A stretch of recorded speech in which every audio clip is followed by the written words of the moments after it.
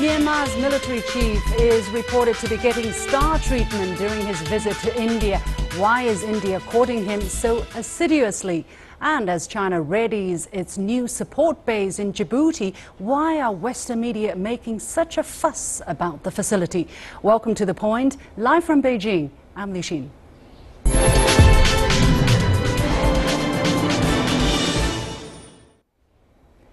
Back to India again, and it's day 4 of our trilogy on the South Asian subcontinent. Now, our series has so far received much attention on the internet. By the way, you can find the previous editions by searching CGTN The Point on YouTube, and thousands of people have clicked on the videos and left hundreds of messages. Lots of thumbs up, but also many thumbs down. Our discussion has also been reposted by Indian media, something we did not expect. I must say, a large number of comments were negative and often loaded with hateful speech. Some viewers called us propaganda or even fake news. Well, the BBC and CNN have been called the same, so I guess I'm not too worried about being given that hat. I think these comments, however, actually prove the value of our show. China has its story to tell, and my job is to provide equal opportunities whenever I can to different opinions so that you can get the bigger picture. I also make a point about the subject from my personal perspective, and I try not to do it from an ideological or nationalistic point of view. I strongly believe that what unites us all is greater than what divides us, and communication is the necessary first step to bridging our differences. So, shall we move on to our discussion today? And our focus is the relationship between India and ASEAN countries vis-à-vis China-ASEAN ties. Now, the Myanmar military chief, Hlaing, is on an 8-day visit to India and has received what Indian media termed king's treatment. Why does India give such importance to the Myanmar military chief's visit? When Indian Prime Minister Narendra Modi took office 3 years ago, he said his government would act east instead of adopting the existing policy of look east. What progress has he achieved, and what implications does the policy have on China-ASEAN relationships? For more on the topic, I'm pleased to be joined in New Delhi by Dr. Neh-Gin-Pao Kip-Gen, Executive Director of the Center for Southeast Asian Studies at Jindal Global University, and by Dr. Victor Gao, Director of China-Myanmar Friendship Association. Gentlemen, welcome to the show. Dr. Kip-Gen, let me come to you first. Why does India give so much importance to the Myanmar military chief's visit, and what do they want to get out of this visit?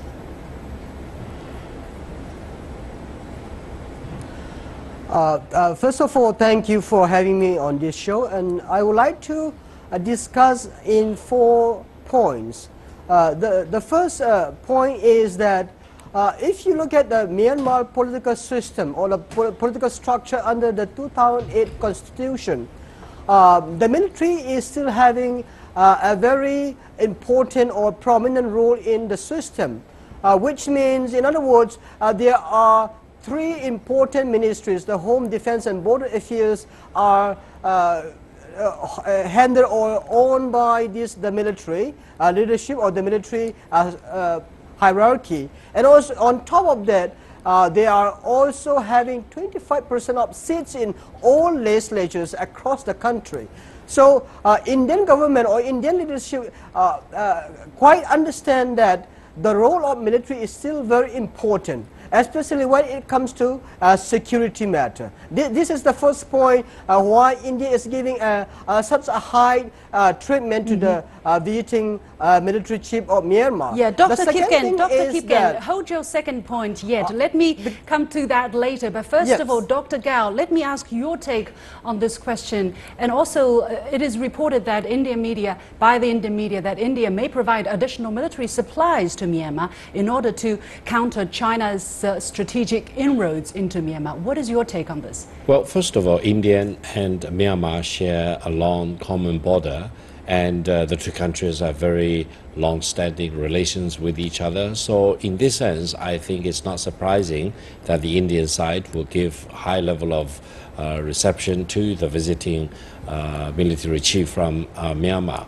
However, if India's calculation is based on using Myanmar as a force of deterrence against China, then the Indian calculation may be very much misplaced. Mainly because I think if we look at China-Myanmar relations, it is built on friendship and goodwill, good neighborly relations. And I think the Myanmarese government, the Myanmarese military, the Myanmarese people will not be misguided to be used as a pawn in another country's strategy against China. I believe China-Myanmar friendship and good neighborliness will survive whatever attempts by another country which may want to endear its relations with Myanmar for its own strategic purpose. Dr. Kip-Gen, what is your take to what Dr. Gao just talked about? Yeah, I somehow agree with his assessment, but I also would like to add more, not only sharing more than 1,600 kilometers, but there are also people from both sides of the border. For example, the Kukis, the Nagas, the Kachins are settled both in Myanmar as well as in India. As I said earlier, it's not necessarily it's because of sharing border, but there are three other things as well. The second thing is that some of the Indian insurgent groups of Northeast India are based inside Myanmar. Therefore, it is important for the Indian leadership to have a good relation with the military leaders of Myanmar in order to deal with this insurgency problem in their own countries. That's the second issue. The other issue is that, as you said in the introduction, it's Act East policy. India is trying to speed up this Act East policy. Therefore, Myanmar is a corridor to Southeast Asian country, ASEAN country. Therefore, it is important for Indian leadership to engage Myanmar.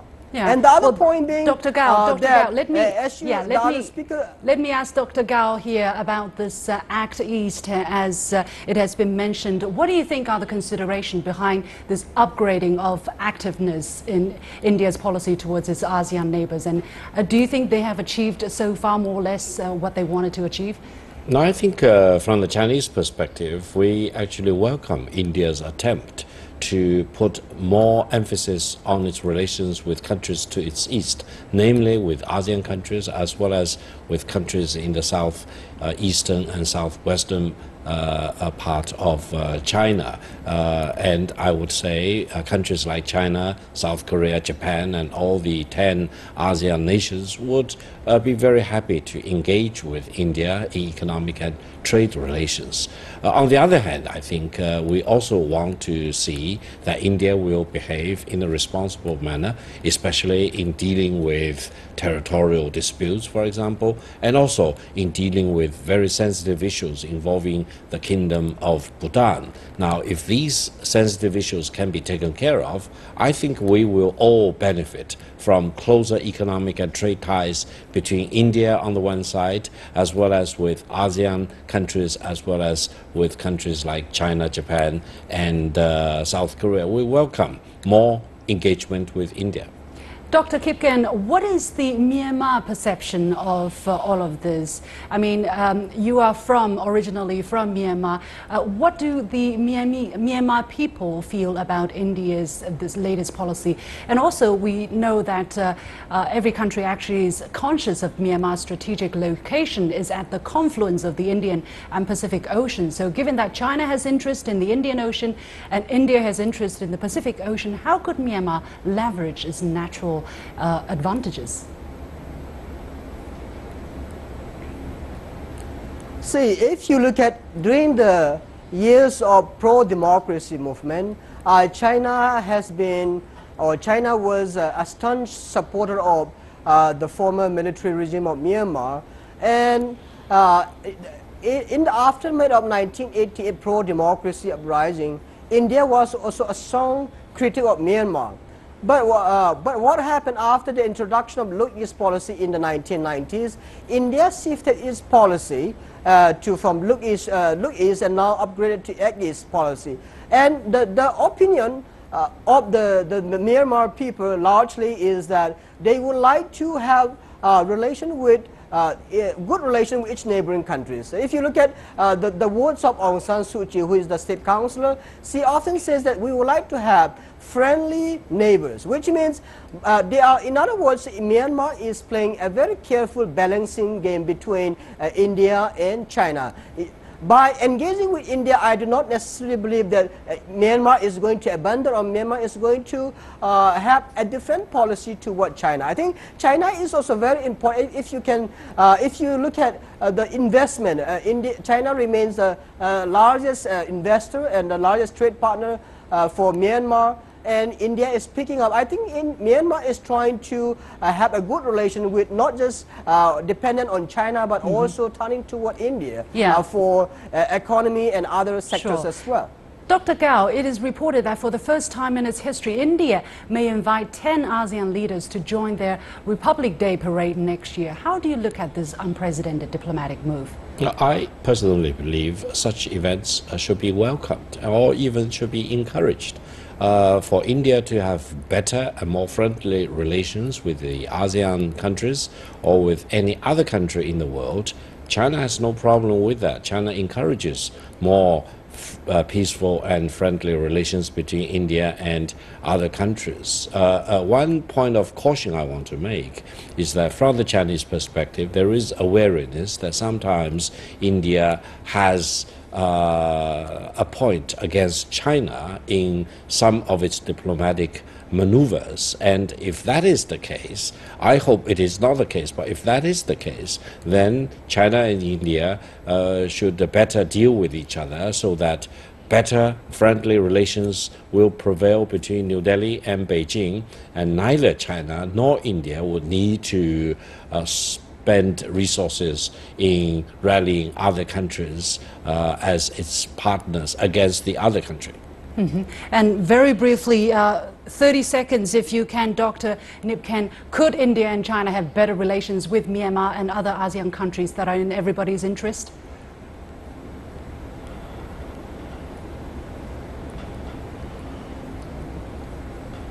Are you talking to me? Yes, please. Yes, I think Myanmar is going to establish good relations with countries such as China, India, even the United States, even Japan and Australia and South Korea as well. It's in the interest of Myanmar. It's just opening up in recent years. Myanmar wants investment.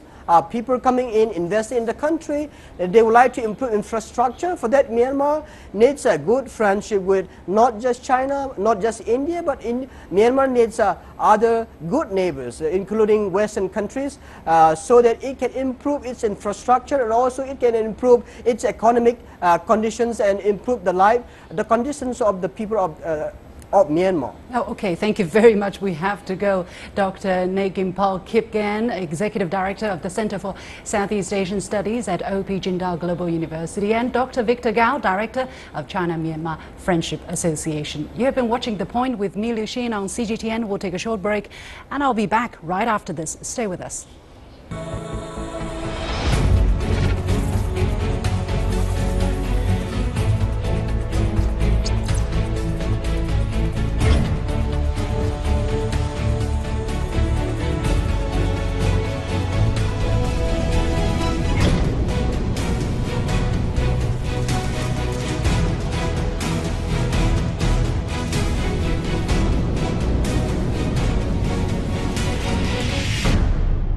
Djibouti, a resource-poor nation of fewer than 1 million people in the Horn of Africa, rarely makes it into the news, but over the past few weeks, it has been making international headlines as the home of China's first overseas facility. China calls it a support base, while Western media insists on using military base. Djibouti is indeed home to US's only permanent military base in Africa, France's largest military base abroad, and Japan's only foreign base anywhere. The country also hosts Italian, Spanish, and German German soldiers, the Saudis and Indians are also rumored to be interested in establishing outposts, as are the Russians. Despite all this, China's presence has raised concerns among Western and Indian media. Why is the US wary of China's first overseas base when it has around 600 military bases overseas? What does China need to do to have such a base? Now, joining me today for the discussion are Professor Dennis Wilder in Washington, D.C., a former special assistant to President George W. Bush, and in Beijing, Mr. Tyler Jiang, a research fellow at the think tank Foreign Policy Research Institute based in Philadelphia, and last but not least, Einar, a current affairs commentator. Welcome, gentlemen, to the show. Now, Professor Wilder, why is the U.S. so wary of China's first new facility? Is it afraid that China will meet and surpass the United States as a military and economic power in the region, even though China never expressed such intention? Good evening. I think there are reasons why this has caught attention. First of all, it's not a surprise in Washington. We have seen that China has had greater ambitions for global reach ever since the new historic missions were announced by Hu Jintao in 2004, the new historic missions of the PLA. I think one of the reasons this has caught so much attention is Chinese and U.S. combat forces will now be about 16 kilometers away from each other in a very small port area. I don't know of any situation, except perhaps back to the Korean War under very different circumstances, where U.S. and Chinese forces were so close together. Now, this can be an opportunity for the two sides, but I think there is some unease in Washington as to why Beijing decided it needed a base quite so close to the American base. I think one reason is simply because Djibouti is so small. You can't really get much further away without, by having a base there. But anyway, Mr. Jiang, what is your take on the issue? And also, the support base is said to help China perform better in international obligations, such as escorting, peacekeeping, and humanitarian aid.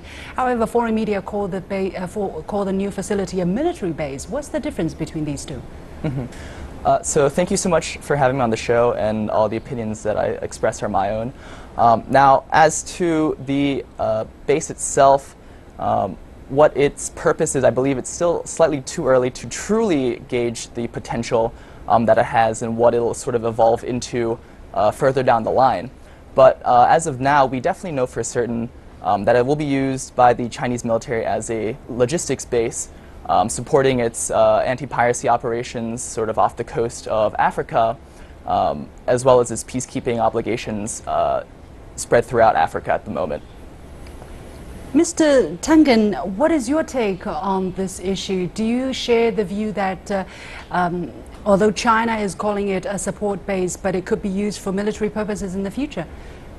Well, quite frankly, I think my colleague in Washington is overlooking the fact that Chinese and American soldiers participate in peacekeeping missions under the banner of the United Nations. So I don't think this is an odd thing at all. In fact, I think it's very good for these armed forces to be looking at each other and understanding that both sides are human beings.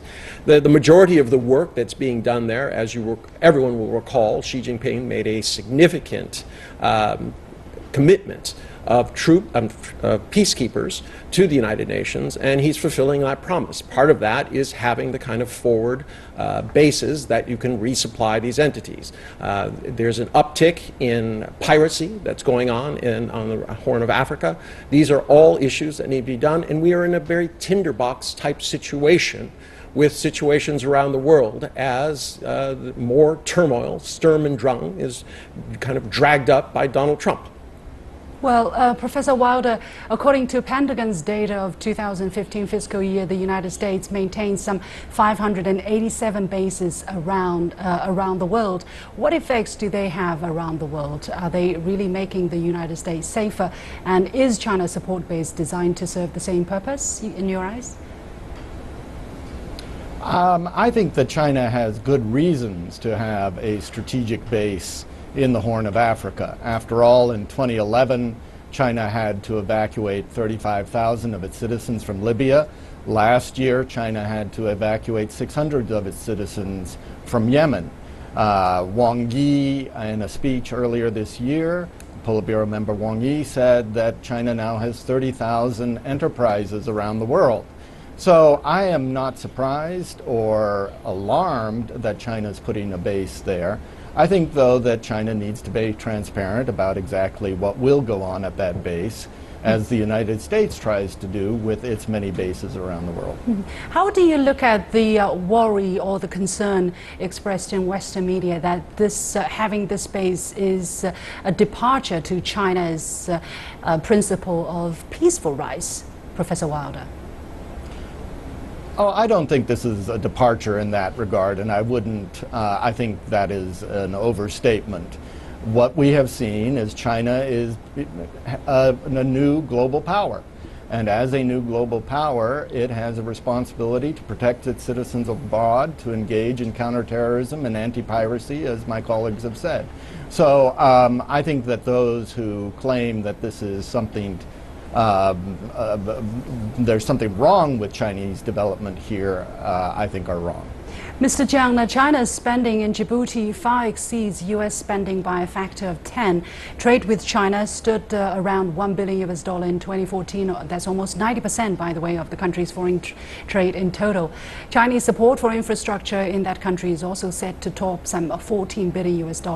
How does the local population view China and U.S.'s presence and all these foreign troops?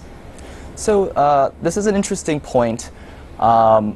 As I received a letter earlier from an opposition member of the Djibouti government earlier last year. Now, this letter was specifically addressed to Xi Jinping. It was an open letter, and its contents were some of the complaints that some of these Djiboutian citizens felt that they had to sort of express to the Chinese government. A few of the issues that they have remains with the current regime in Djibouti, which is Omar Guelleh, and he's sort of seen in different lights across the world. He's been sort of criticized by the United States for breaking the Constitution and running for a fourth term. But you know, the concern with the citizens are that because of sort of his history and not really following the rules, the Chinese investment money that they're sort of giving to him is possibly being skimmed, possibly being lost to corruption at the upper levels. At the same time, they also complain that China's sort of investments and loans that they're giving out to Djibouti are sort of unfair. Specifically mentioned in the letter was a loan that China gave to Djibouti that had only a 10-year repayment period with a 5% interest rate with no grace period. So I believe some people do believe that it is unfair to the country in terms of what the Chinese government has been giving them. How representative is that opinion? I mean, how many people can be represented by this by such a letter? So this is difficult to gauge, as the leader of the opposition party is currently in exile in Switzerland. So technically he's not really in the country. And as you said earlier, the country itself has a very small population.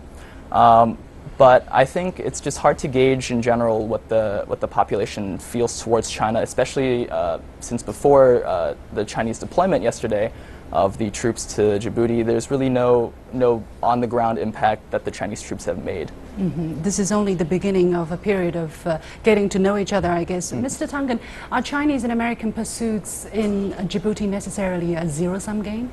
Well, it's not a game, because what you have here is really a gas station in the middle of the Indian Ocean.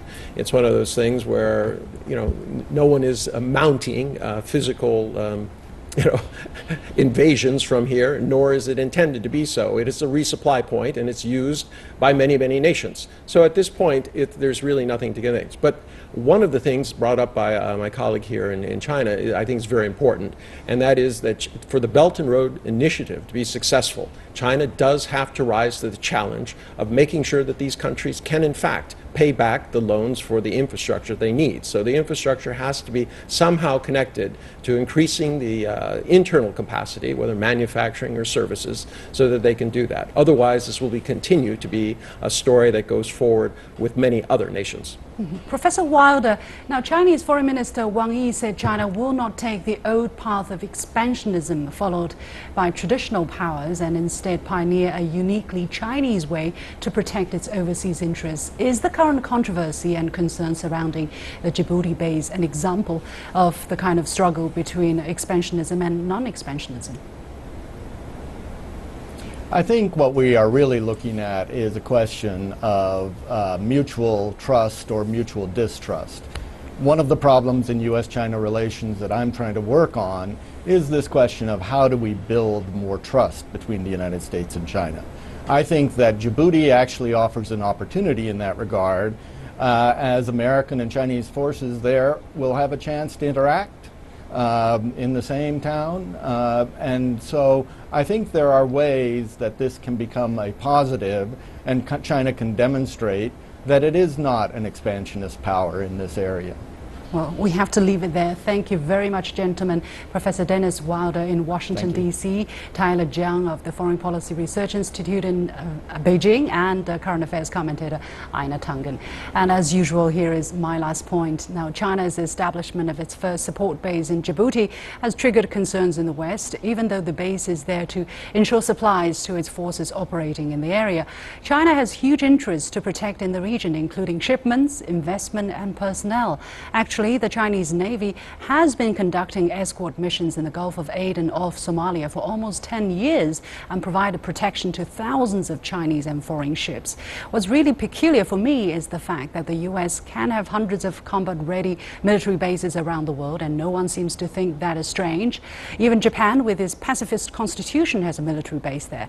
Yet the moment China sets up a logistics base, it is center of yet another round of China bashing. As always, that's it for this edition of The Point with me, Liu Xin. Follow me on Twitter or visit our Facebook page using the handle The Point with LX. Download the application called CGTN Live to watch our show on your mobile devices, or go to YouTube and look for CGTN The Point. Thanks for watching. As always, you've got The Point.